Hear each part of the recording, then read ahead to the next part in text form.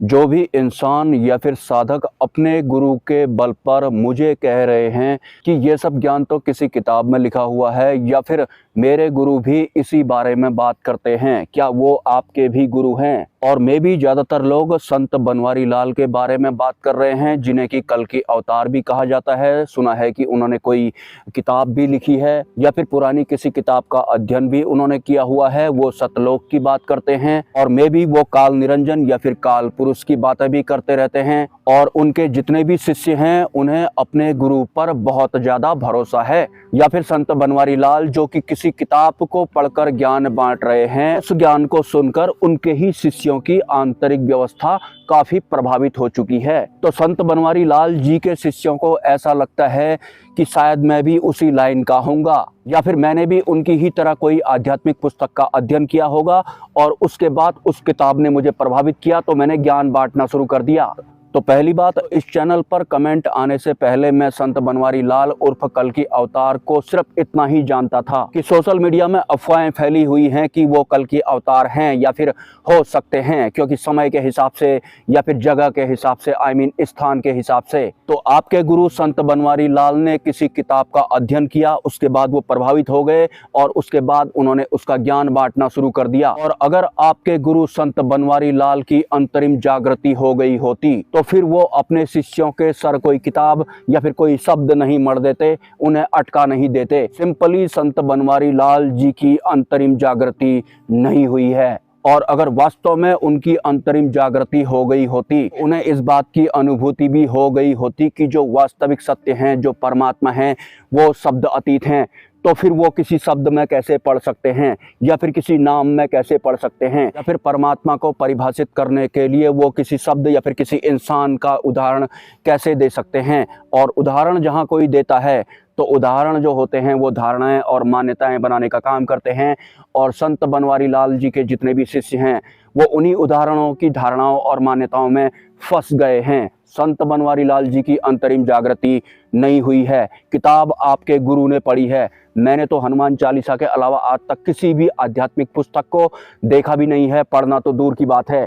हाँ, मैं दूसरे हिसाब से जरूर पढ़ता हूँ या फिर अंतिम गुरु का शिष्य होने के नाते मेरी आंतरिक व्यवस्था कुछ ऐसी बन गई है जो ये दिव्य प्राचीन किताबें होती हैं ये कैसे लिखी जाती हैं और उनके भीतर क्या होता है, मैं उस व्यवस्था से भी कनेक्ट हूँ, क्योंकि मेरे जो अंतिम गुरु हैं वो उस व्यवस्था से कनेक्ट हैं। इस वजह से ही मुझे ये सब नॉलेज है, बिना पढ़कर बिना देखकर।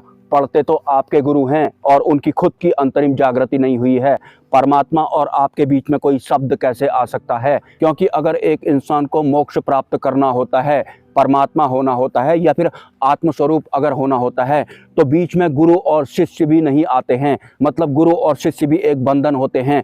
तो आप परमात्मा को किसी दूसरे इंसान के थ्रू कैसे परिभाषित कर सकते हैं और अपने शिष्यों को कैसे भटका सकते हैं? आपकी अंतरिम जागृति नहीं हुई है मिस्टर संत बनवारी लाल। जिस किताब का अध्ययन करके आप खुद ही प्रभावित हो गए हैं, हालांकि आपकी अंतरिम जागृति नहीं हुई है, थोड़ा सा प्रभावित होने ने ही आपको हिला दिया, क्योंकि आध्यात्मिक पुस्तक है तो आकर्षित भी करेगी। तो जिन भी लोगों ने आपके प्रवचन सुने हैं वो भी धारणाओं और मान्यताओं में फंस गए हैं उनके और वास्तविक सत्य या फिर परमात्मा के बीच में कोई शब्द आ गया है, भले ही वो कबीर नाम का कोई शब्द ही क्यों ना हो। आप अभी के अभी यहीं पर फाइनल कर लीजिए, आप अंतर ध्यान कीजिए, आंखें बंद कर दीजिए। आपको परमात्मा में लय होना है या फिर वास्तविक सत्य के साथ कनेक्ट होना है या फिर आत्मस्वरूप होना है। लेकिन पहले से ही आपके गुरु संत बनवारी लाल ने आपके दिलो दिमाग पर संत कबीर डाल रखा है या फिर कोई अन्य किताब डाल रखी है, पर्टिकुलर शब्दों के विस्तार में आपको उलझा रखा है। तो जब आप वास्तविक सत्य को अपने भीतर उतारने की कोशिश करेंगे तो कबीर महाराज वहां पर खड़े हो जाएंगे आगे से, जबकि परमात्मा और आपके बीच में कोई तीसरा होना ही नहीं चाहिए, भले ही कोई इंसान हो या फिर कोई शब्द हो या फिर कोई ध्वनि ही क्यों ना हो। ध्वनि भी परमात्मा और एक शिष्य के बीच में नहीं होनी चाहिए। तो उच्च स्तरीय गुरु होते हैं वो तो खुद ही हट जाते हैं, क्योंकि उन्हें पता होता है जिस शिष्य को मैं मोक्ष द्वार पर छोड़ रहा हूँ मुझे उस शिष्य को बिल्कुल अकेला तैयार कर कर छोड़ना है, मुझे भी अपने शिष्य के साथ में नहीं जाना है। क्योंकि मोक्ष मार्ग पर चलने वाले साधक और परमात्मा के बीच में गुरु भी नहीं आना चाहिए, इसलिए गुरु और शिष्य भी एक बंधन होता है। लेकिन आपके गुरु संत बनवारी लाल तो बहुत तरह के विस्तारों को इकट्ठा करके या फिर खुद ही उन किताबों को ऊपर ऊपर से पढ़कर ऊपर ऊपर से हिल गए हैं, और ये ज्ञान जो भी सुन रहे हैं वो भी ऊपर ऊपर से हिल रहे हैं। लेकिन खुद संत बनवारी लाल और परमात्मा के बीच में कई सारे शख्स और कई सारे शब्द और कई सारे विस्तार खड़े हुए पड़े हैं, और उनके शिष्यों की भी यही हालत है। संत बनवारी लाल के जितने भी शिष्य हैं, आपको मोक्ष घटित नहीं होने वाला है, पूर्ण परमात्मा आपको नहीं मिलने वाले हैं। बीच में शब्द आ गया है और उस शब्द की आपने आसक्ति भी बना रखी है। अगर परमात्मा आपके सामने प्रकट हो जाते हैं, भले ही वो किसी भी हिसाब से प्रकट हों, तो क्या आप उस शब्द से अपना पीछा छुटा पाएंगे? भले ही वो कोई इंसान का नाम हो, या फिर वो कोई विस्तार ही क्यों ना हो, या फिर ज्ञान ही क्यों ना भरा हुआ हो आपने अंदर, उससे पीछा कैसे छुटाएंगे आप? क्योंकि आपके गुरु तो खुद पीछा छुटा पाए नहीं हैं। और आप आगे इस चैनल पर कमेंट करने के लिए कि तुम ये जो भी बोल रहे हो वो उस किताब में लिखा हुआ है, या फिर संत बनवारी लाल भी इसी तरह का कुछ ज्ञान देते हैं, क्या वो तुम्हारे भी गुरु हैं? बिल्कुल भी नहीं है। जो इंसान खुद ही शब्दों में उलझा हुआ है या फिर किसी नाम में उलझा हुआ है, खुद वो फंसा हुआ है, दूसरों को भी फंसा रहा है, ऐसे इंसान की खुद की अंतरिम जागृति नहीं हुई होती है। और वैसे भी जो उच्च स्तरीय गुरु या फिर जो संत होते हैं, जिन्हें कि अंतिम गुरु या फिर अक्षर ब्रह्म या फिर सत्य गुरु कहते हैं, जो कि वास्तव में होते हैं, वो कभी भी पब्लिकली ऐसे लाखों की संख्या में लोगों को प्रवचन नहीं देते हैं। वो गुप्त रूप से सर्वाइव करते हैं, उनके शिष्य भी गुप्त होते हैं, उनका ज्ञान भी गुप्त होता है। वो किसी भी किताब को नहीं पढ़ते हैं, क्योंकि वास्तविक स्रोत उन्हें पता होता है, या फिर अंधकार और प्रकाश जो होता है उसका वास्तविक स्रोत जिस तरह से मुझे पता है, ऐसे ही मुझे इस पूरे ब्रह्मांड में बहुत सारे विषयों के जिनके बारे में आपने सुना भी नहीं होगा या फिर जानने की कोशिश भी नहीं की होगी, उनका स्रोत भी इस इंसान को अंतिम गुरु की वजह से पता है, जो कि खुद को गुरु बोलते ही नहीं है। सिर्फ बोलते नहीं हैं, वो मानते भी अपने आप को गुरु नहीं हैं। गुरु ऐसे होते हैं, हम इंसानों के वास्तविक गुरु। हालांकि ये सब कभी मैं बोलना नहीं चाहता था, लेकिन कुछ दिनों से मुझे संत बनवारी लाल जी के शिष्यों के बहुत सारे कमेंट्स आ रहे थे। हालांकि कुछ के कमेंट बुरे भी नहीं थे, लेकिन वास्तविकता यही है कि खुद संत बनवारी लाल जी की अंतरिम जागृति नहीं हुई है। वो सिर्फ प्राचीन एक किताब को पढ़कर प्रभावित हुए हैं।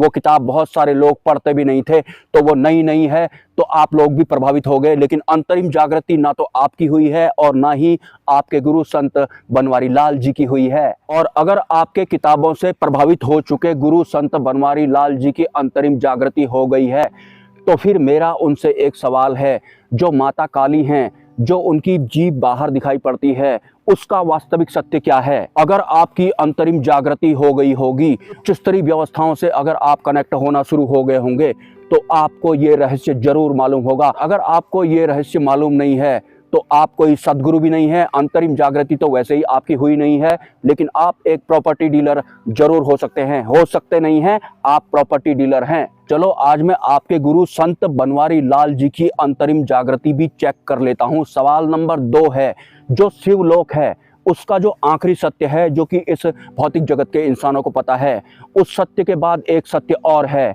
क्या आप मुझे शिवलोक का वो वास्तविक सत्य बता सकते हैं? मुझे पता है आप इन दोनों सवालों में से एक भी सवाल का जवाब नहीं दे सकते हैं, क्योंकि आपकी अंतरिम जागृति नहीं हुई है। कुछ किताबें पढ़कर आप थोड़ा बहुत प्रभावित हो गए हैं, बाकियों को भी आपने प्रभावित कर दिया है किताबों के उदाहरण दे देकर, या फिर किसी एक इंसान जैसे, भले ही वो सिद्ध पुरुष क्यों ना हो, मैं कबीर की बात कर रहा हूँ, लेकिन बाकी साधकों के लिए तो वो शब्द मात्र ही हैं या फिर इंसान जैसे ही हैं।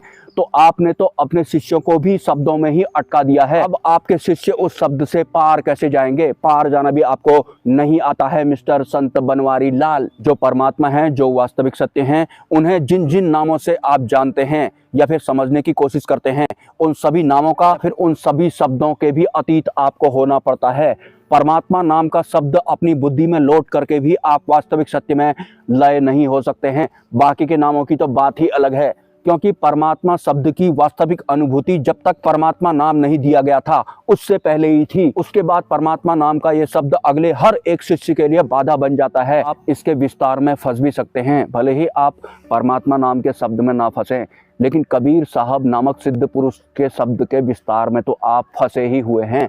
आप उस शब्द से पार कैसे जाएंगे? क्योंकि आपके गुरु ने तो उनको आधार बनाकर आपको भी लपेट रखा है। अगर मैं आपके गुरु संत बनवारी लाल जी से ये बोलूं कि कबीर साहब का नाम यूज ना करें और किताब का नाम भी यूज ना करें, तो क्या परमात्मा को प्रूफ कर पाएंगे वो? क्या आपके भीतर किसी भी तरह की मान्यताएं या फिर धारणाएं डाल पाएंगे? अगर इन शब्दों का प्रयोग वो ना करे तो वो ऐसा कर ही नहीं पाएंगे, क्योंकि वो खुद शब्द अतीत नहीं है। उन्हें शब्द अतीत का 100 भी नहीं पता है। मेरा इस तरह का वीडियो बनाने का बिल्कुल भी ये मतलब नहीं है कि मैं किसी साधु संत की धज्जियां उड़ा रहा हूं, लेकिन जहां वास्तविक सत्य की बात आएगी, अगर आपको उच्च स्तरीय लगने वाले गुरु मुझे नहीं लगेंगे तो फिर मैं साफ साफ जरूर बोलूंगा। तो दोबारा से मैं लाइन रिपीट कर देता हूं, संत बनवारी लाल उर्फ कल्कि अवतार की अंतरिम जागृति नहीं हुई है। वो कुछ किताबें पढ़कर प्रभावित होकर आप लोगों को बता रहे हैं और आप लोग भी प्रभावित हो रहे हैं, क्योंकि जो आध्यात्मिक पुस्तकें होती हैं वो आकर्षित करती हैं। क्यों आकर्षित करती हैं? क्योंकि इस माया वाले संसार में सर्वाइव कर करके हम लोग परेशान हो चुके होते हैं, हमारी इंद्रियां थक गई होती हैं। तो थोड़ा भी कोई आध्यात्मिक पुस्तक अगर हमारे सामने पढ़ने लगेगा तो हमारी जो इंद्रियां होती हैं या हमारा बुद्धि और मन जो होता है थोड़ा शांत होने लगता है। इससे ज़्यादा कुछ भी नहीं है संत बनवारी लाल। सपोर्ट अगर आप करना चाहें तो कर सकते हैं। मिलते हैं किसी नेक्स्ट वीडियो में। नमस्कार।